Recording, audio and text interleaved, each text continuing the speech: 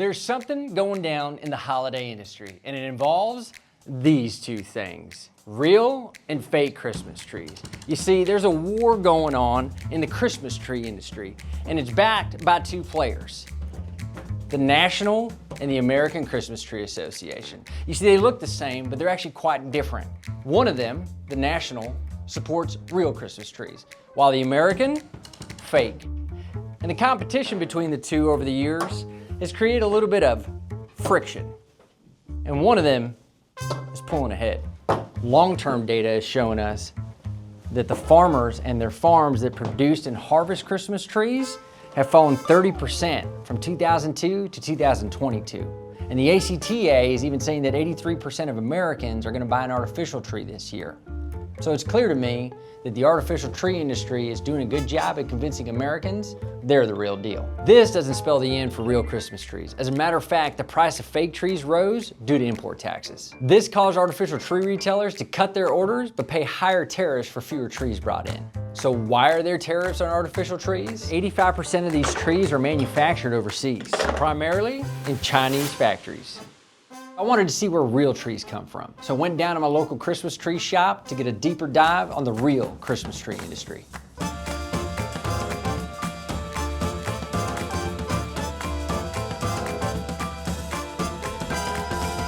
All right, y'all, we're in Austin, Texas with DJ, owner of Holiday and Harvest.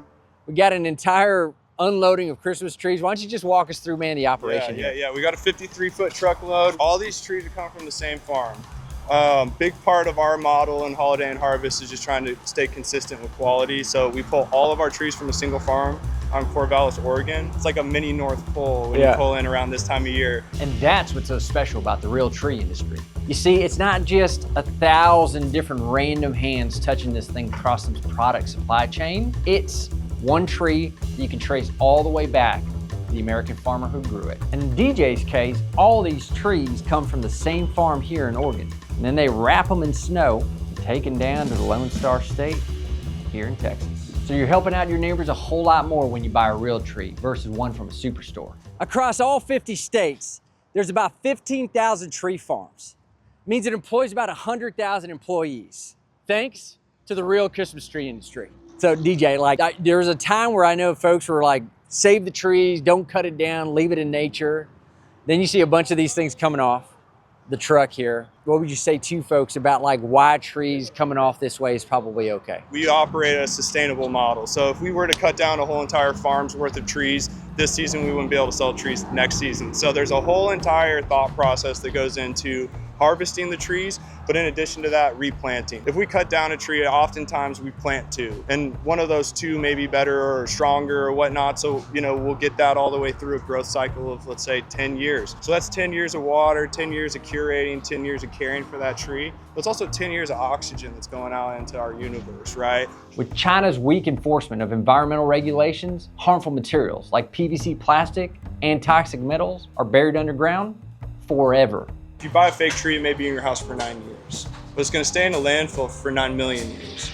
If you buy a tree from us, it's going to stay up for your season. We're going to recycle it for you, and we're going to impact the community gardens. We're going to put that mulch back into the community gardens. Realistically, you cannot go wrong with a real Christmas tree. It's not going to end up in a landfill, and it's not going to become an eyesore for anybody anywhere. We're going to make sure that that becomes food for flowers. And that's just one way to recycle a tree.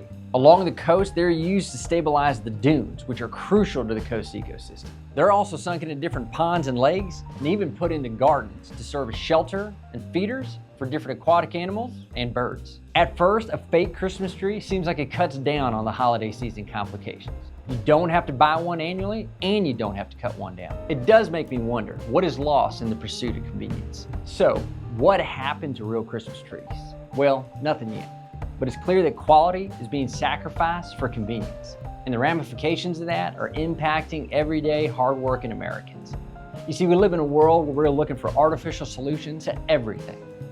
I'd like to keep this in mind, that even one more person buying local, instead of at some massive chain where you get something fake, is helping that American operator keep their dream alive.